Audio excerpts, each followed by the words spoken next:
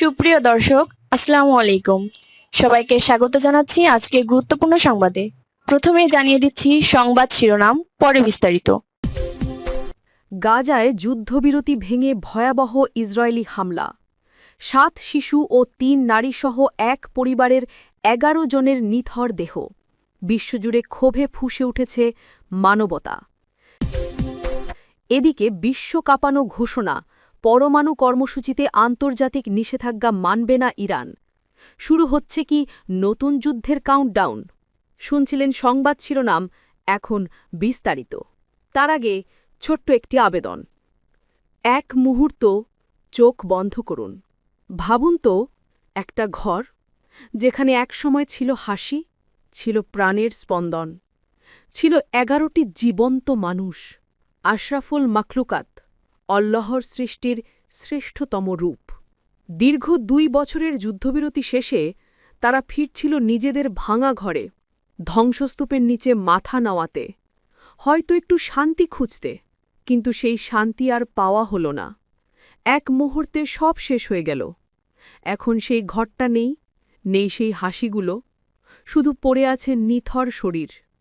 ভাঙা দেওয়ালের পাশে ছড়িয়ে আছে ৭টি শিশুর ছোট্ট হাত পা, যারা কিছুক্ষণ আগেও মা বলে ডাকছিল। ভাবতে কষ্ট হয়, তাই না? কিন্তু এই ভয়াবহ বাস্তবতাই এখন প্রতিদিনের চিত্র ফিলিস্তিনের গাজা উপত্যকায়। ৭টি শিশুর আত্মা যদি আপনার হৃদয়ে কম্পন সৃষ্টি করে, তবে নিচে কমেন্টে লিখুন, গাজায় শান্তি চাই। আর গাজার শিশুর কান্নায় যদি আপনার হৃদয় কাঁদে, তাহলে শেয়ার করে ছড়িয়ে দিন প্রতিটি ধর্মপ্রাণ মানুষের কাছে। আপনার একটি শেয়ার, আপনার একটি কথা হয়তো পৌঁছে যাবে সেই শিশুদের কাছে যারা আজও আশায় বেঁচে আছে। সাবস্ক্রাইব করুন আমাদের চ্যানেল, কারণ আমরা বলি সেই খবর যা বড় বড় মিডিয়া লুকিয়ে রাখে। চলুন বেশি কথা না বাড়িয়ে বিস্তারিত জেনে নিই। গাজায় যুদ্ধবিরতি ভেঙে ভয়াবহ ইসরায়েলি হামলা। ৭ শিশু ও ৩ নারীসহ এক পরিবারের ১১ জনের নিথর দেহ। বিশ্বজুড়ে ক্ষোভে ফুঁসে উঠেছে মানবতা। গাজা উপত্যকা আবারও কেঁপে উঠেছে ইসরায়েলি ট্যাঙ্কের গর্জনে। যুদ্ধবিরতি ঘোষণার পরও থামেনি রক্তপাত, থামেনি মৃত্যুর মিছিল। শনিবার সকালেই আল জেইতুন এলাকার নিস্তব্ধতা ভেঙে মুহূর্তেই ধ্বংসস্তূপে পরিণত হল একটি পরিবারের জীবন।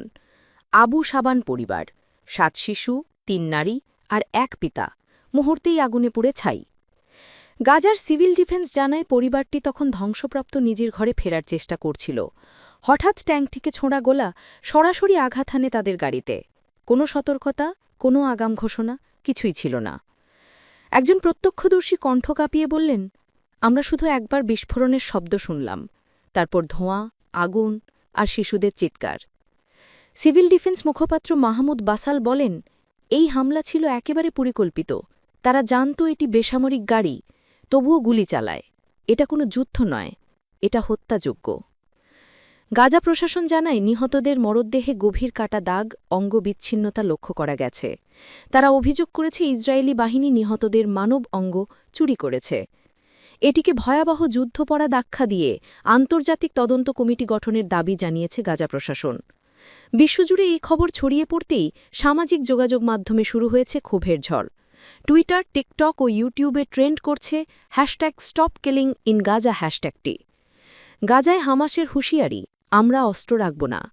এই হামলার পর হামাস মুখপাত্র এক বিবৃতিতে বলেন, ইসরায়েল যুদ্ধবিরতি লঙ্ঘন করেছে, তারা শান্তির ভাষা বোঝে না।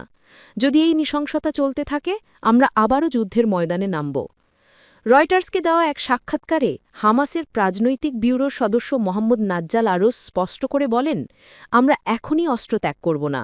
আমাদের প্রধান লক্ষ্য গাজা পুনর্গঠন, তবে নিরাপত্তা নিয়ন্ত্রণ থাকবে আমাদের হাতে। তিনি আরও বলেন, ইসরায়েলকে বিশ্বাস করা যায় না। যুদ্ধবিরতি মানে কেবল আমাদের পুনর্গঠনের সময় টানাটানি। ২৮ বছর বয়সী মাহমুদ আবু ফাউলের গল্প শুনলে যে কারোর গা শিউরে উঠবে। তিনি ছিলেন একজন সাধারণ যুবক, গাজার এক হাসপাতালের সেবাস্বচ্ছেবক। গত ডিসেম্বরের শেষে ইসরায়েলি বাহিনী তাকে ধরে নিয়ে যায় গোপন তথ্য সরবরাহের অভিযোগে। ৮ মাসের বন্দিদশা শেষে মুক্তি পেলেও ফিরে আসেন চোখে চিরস্থায়ী অন্ধকার নিয়ে। তিনি বলেন, রক্ষীরা প্রতিদিন আমাকে মারত। একদিন তারা আমার মাথায় আঘাত করে, আমি জ্ঞান হারাই। জ্ঞান ফেরার পর দেখি সব কিছু অন্ধকার, আমি আর দেখতে পাই না। তার মা কাঁদতে কাঁদতে বলেন, আমার ছেলের চোখ নিয়ে তারা খেলেছে, এখন সে শুধু কণ্ঠ শুনে আমাকে চেনে। মার্কিন মধ্যস্থতায় হওয়া যুদ্ধবিরতি চুক্তির অংশ হিসেবে মাহমুদসহ ২,০০০ বন্দী মুক্তি পেয়েছেন। তাদের অনেকের শরীরে এখনও নির্যাতনের দাগ, চোখে ভয়, মনে ক্ষোভ। ২৭ বছরের তরুণী মোনা আবু হামদা বলেন, আমাদের শহর এখন কবরস্থান, ঘর নেই, স্কুল নেই, পানি নেই, শিশুরা শ্রেণীকক্ষে নয়, খাবারের লাইনে দাঁড়িয়ে। তিনি আরও জানান, যুদ্ধের পর খাদ্যের অভাব ভয়াবহ। ১ কেজি আটার দাম $২৫, ডাল $15। আমরা শুধু রুটি খেয়ে বেঁচে আছি। মাংস বা ডিম, সেগুলো যেন কল্পনার খাবার। গাজার বাজারে এখন ত্রাণের প্যাকেটই মানুষের ভরসা। খান ইউনিস এলাকায় আবারও অল্প কিছু দোকান খুলেছে। চাল, ডাল, তেল পাওয়া যাচ্ছে, কিন্তু মাংস নেই, ডিম নেই। তিনি বলেন, আমি শেষবার মুরগি খেয়েছিলাম মার্চ মাসে, ৭ মাস আগে। গাজার পানি সরবরাহ ব্যবস্থা সম্পূর্ণ ধ্বংস। স্যানিটেশন নেই, রোগ ছড়াচ্ছে দ্রুত।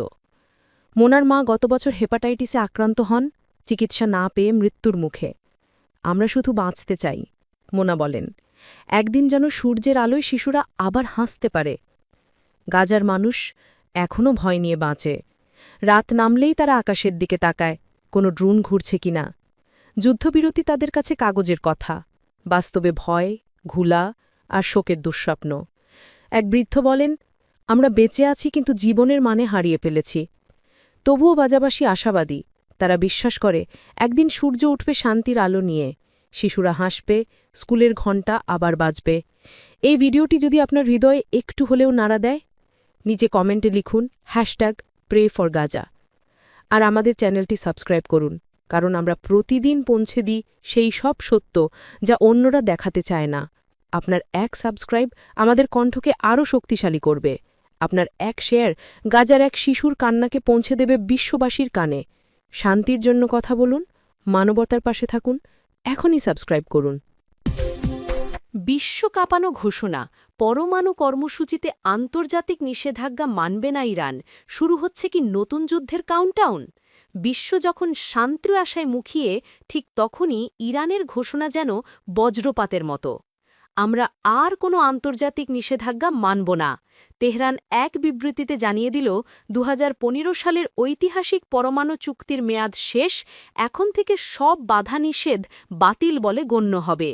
এই ঘোষণা এমন এক সময় এলো যখন মধ্যপ্রাচ্য জুড়ে আগুন ছড়াতে শুরু করেছে নতুন ভূ-রাজনৈতিক উত্তেজনা।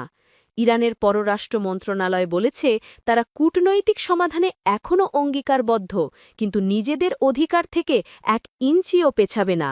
অর্থাৎ ইরান এখন চাইলে ইচ্ছামতো ইউরেনিয়াম সমৃদ্ধ করতে পারবে, যা বিশ্বের পরাশক্তিগুলোর ঘুম কেড়ে নিয়েছে। ২০১৫ সালে ভিয়েনায় যুক্তরাষ্ট্র, রাশিয়া, চীন, ব্রিটেন, ফ্রান্স ও জার্মানির সঙ্গে JCPOA নামে চুক্তি করেছিল ইরান।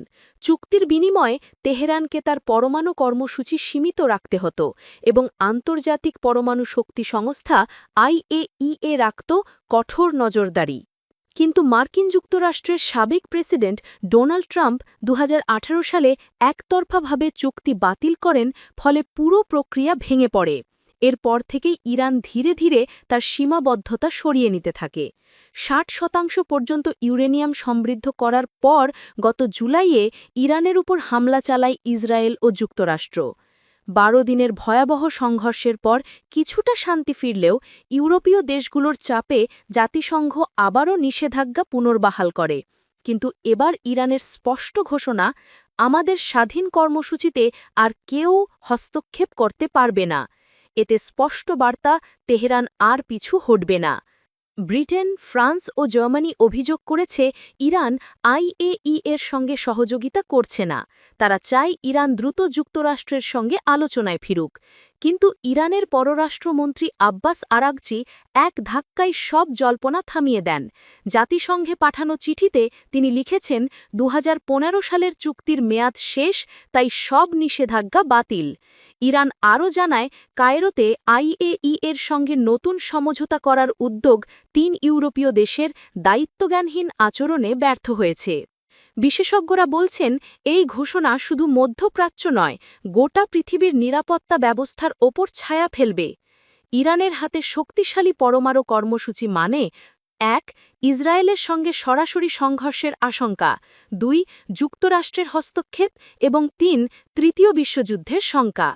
আপনার কি মনে হয়, ইরানের এই সিদ্ধান্ত কি ন্যায্য নাকি বিশ্বশান্তির জন্য বিপজ্জনক? নিচে কমেন্টে লিখুন আপনার মতামত। আর এমনই আন্তর্জাতিক ব্রেকিং নিউজ সবার আগে পেতে সাবস্ক্রাইব করুন আমাদের চ্যানেল। আপনার এক ক্লিকই আমাদের অনুপ্রেরণা আর সত্যের পথে সবচেয়ে বড় শক্তি।